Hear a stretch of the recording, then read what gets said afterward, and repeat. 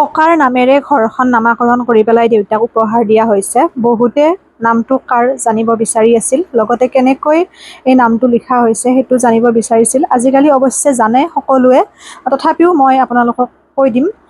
এইটো হৈছে মোৰ ককাৰ নাম, উত্তম শৰ্মা শাস্ত্ৰী। সেয়া মোৰ ককাৰ নাম।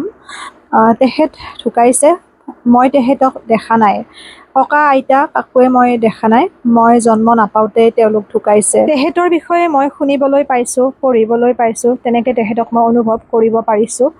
যেতিয়া মই মানুহৰ মুখত শুনিবলৈ পাওঁ, ক'ৰবাত গ'লে মিটিঙত তেনেকৈ, যিহেতু মই লিখা মেলাৰ লগত জড়িত কিছু পৰিমাণে।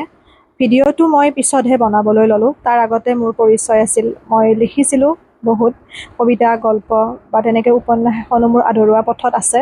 গতিকে নিশ্চয় মই সেইখিনি যদি আপোনালোকে আশীৰ্বাদ কৰে বা ভগৱানৰ আশীষ পাওঁ, মই উন্মোচন কৰিম হয়তো অতি সোনকালে উপন্যাসখন। আৰু ককাও খুব ভাল লিখিছিল। তেনেকৈ সেই সাপেক্ষে মই তেখেতৰ লিখা পঢ়াৰ সৌভাগ্য মোৰ ঘটিছে আৰু পঢ়ি পেলাই তাৰ পৰা যিখিনি বুজিব লাগে তেখেতক লৈ পেলাই সেইটো মই বুজি পাইছোঁ। কাৰণ কেনেকুৱা হৈ যায় আমাৰ জীৱনৰ পথত, কেতিয়াবা আমি হতাশাত পৰি যাওঁ, কেতিয়াবা আমি বাট হেৰুৱাই পেলাওঁ আৰু কেতিয়াবা আমাৰ সপোনবোৰ কোনোবাখিনিতে ৰৈ যায়। কাৰণ কোনোবা যদি এগৰাকী পথ প্ৰদৰ্শক থাকে বা আমাক যদি অনুপ্ৰাণিত কৰা কোনোবা এগৰাকী পাওঁ জীৱনত, তেতিয়াহ'লে আমি ভবা ধৰণে নিজক আগুৱাই নিব পাৰোঁ। কাৰণ কেতিয়াবা অকল টকা পইচা থাকিলেও নহ'ব, যদি আমাক এটা ভাল ৰাস্তা দেখুওৱা মানুহ আমি নাপাওঁ। আৰু মোৰ জীৱনটোত হয়তো দুয়োটাৰে অভাৱ আছিল। কাৰণ বহুতখিনি ষ্ট্ৰাগলৰ মাজেৰে আজি এইখিনি স্থিতি পাইছোঁ। যিসকলে মোক সৰুৰ পৰা দেখিছে, পাইছে, গম পাইছে, আৰু সেইকাৰণে হয়তো বহুত কম বয়সতে বা কম সময়তে বহুতখিনি মেচিয়ৰ্ড হ'লোঁ বা বুজি পোৱা হ'লোঁ। তাৰপিছত যেতিয়া ককাৰ লিখাবোৰ পঢ়িলোঁ, তেখেতৰ কথাবোৰ শুনিলোঁ, তাৰপিছত অনুধাৱন কৰিলোঁ হয়তো তেখেত এনেকুৱা এজন ব্যক্তি আছিল যি নেকি তেওঁ যদি থাকিলে হয়, আজি হয়তো মই জীৱনত সেইখিনি অভাৱ অভিযোগ বা ধৰক সেইখিনি অনুপ্ৰেৰণাৰ অভাৱ মই পাব লগা নহ'লহেঁতেন। আৰু যিহেতুকে আমি ধৰক ককাৰ ঠাইতে আছোঁ সেইটো কথা, কাৰণ এইখিনি মোৰ দেউতাৰ সৃষ্টি কেতিয়াও নহয়। ককাই খুব সুন্দৰকৈ নিয়াৰিকৈ ৰাখিছিল, কোনো ধৰণৰ ইয়াতে ধৰক একো এটা অনিষ্ট নোহোৱাকৈ। সেই হেতুকে মই তেখেতৰ বুলিয়ে ধৰিছোঁ। আৰু গতিকে তেখেতৰ যিহেতুকে লিখাখিনি পঢ়ি তেখেতৰ সান্নিধ্য নাপালোঁ, তেখেতক উপলব্ধি কৰিছোঁ। আৰু ঘৰখন মই দেউতাক উপহাৰ দিয়াৰ উদ্দেশ্যৰে যিহেতু মই সাজিছোঁ কিবা এটা মনত হেঁপাহ লৈ, গতিকে ভাবিছোঁ নিশ্চয় ককাৰ নামটো ইয়াত থাকিলে উত্তম হ'ব। আৰু ককাৰ নামটো খুব সুন্দৰ এটা গভীৰ অৰ্থবহ নাম।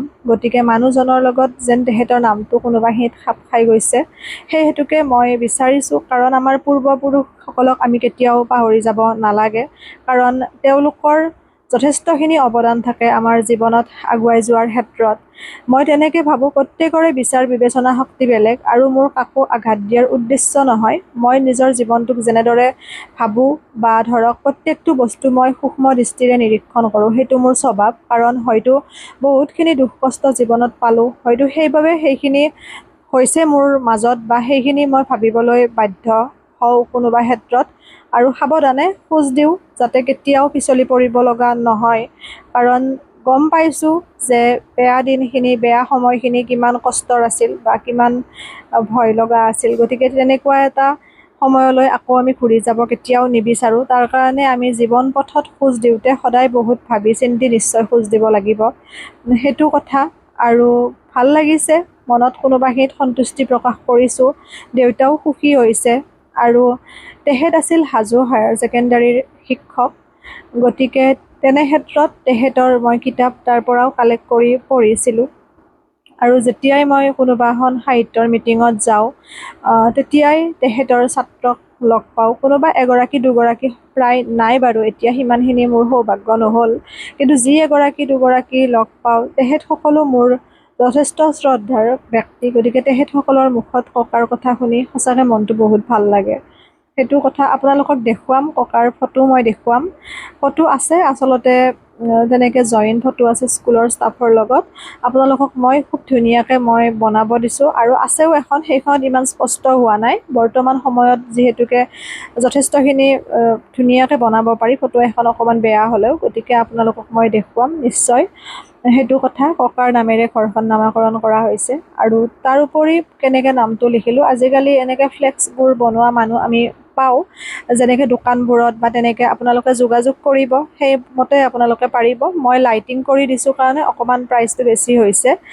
মই বিচাৰোঁ নামটো জিলিকি থাকক সদায়, সেইকাৰণে পইচাটো ডাঙৰ কথা নহয়, যিহেতু কৰিছোঁ, মনত এটা হেঁপাহ ৰাখিছিলোঁ। আৰু ঘৰখনৰ প্ৰায় কাম আমাৰ হৈছে, টাইলছৰ কাম হৈছে বা সকলোখিনি হৈছে, কালাৰৰ কামটো বাকী আছে। কালাৰৰ কামটো কৰিম লাহে লাহে, কাৰণ যিহেতুকে বহুতখিনি বাজেট লাগি গ'ল। ঘৰ এখন বনোৱাটো ইমানখিনি সহজ নহয়। বহুতে মোক বাজেটৰ কথাটো সুধি আছে। আমি কি বস্তু ব্যৱহাৰ কৰোঁ, কেনেদৰে কি কৰোঁ, সেইটোৰ ওপৰতো নিৰ্ভৰ কৰিব আপোনালোকৰ বাজেটটো। গতিকে তেনেকৈ বাজেটটো কোৱাটো হয়তো মোৰ ইমান উচিতো নহ'ব, তথাপিও আপোনালোকক কৈছোঁ 12-13 লাখৰ ভিতৰত আপোনালোকে কৰিব পাৰিব আৰু ইমানখিনি। আৰু মোৰ ভেটি ওখ আছিল, তাত মাটি যথেষ্টখিনি লাগিছে। তেনেকুৱা কথাবোৰ আপোনালোকে আশীৰ্বাদ কৰিব। নাজানো কি দিব পাৰিছোঁ, কি কৰিব পাৰিছোঁ, তথাপিও চেষ্টাহে কৰিছোঁ। কিবা যে কৰিব পাৰিছোঁ মনে কোৱা নাই, কৰি যাম। যথেষ্ট কাম কৰিব লগা আছে, যথেষ্টখিনি সপোন আছে, সেই গোটেইখিনি আগত লৈ পেলাই আমি কষ্ট কৰিম। আপোনালোকে কিবা ভুল দেখিলে আঙুলিয়াই দিব, নিজৰ ছোৱালী বুলি ভাবি, ভণ্টি বুলি ভাবি, যিহেতুকে ছ'চিয়েল মিডিয়াত আহিছোঁ। গতিকে চেষ্টা কৰিম যাতে মোৰ ভিডিঅ'সমূহৰ পৰা কোনো ধৰণৰ এটা কুপ্ৰভাৱ নপৰে বা বিপথে পৰিচালিত নহয় উঠি অহা প্ৰজন্ম। সেইখিনি লৈ মই ভিডিঅ'সমূহ প্ৰস্তুত কৰি যাম। বুজা মানুহে এনেই বুজিব, আৰু নুবুজা মানুহক হাজাৰ বুজালেও তেওঁ নুবুজে। গতিকে বুজাই পেলাই সময় নষ্ট কৰি লাভ নাই, নিজৰ কামত মৌনতাৰে আগুৱাই যোৱাটো ভাল। উত্তৰ কৰ্মই দিব।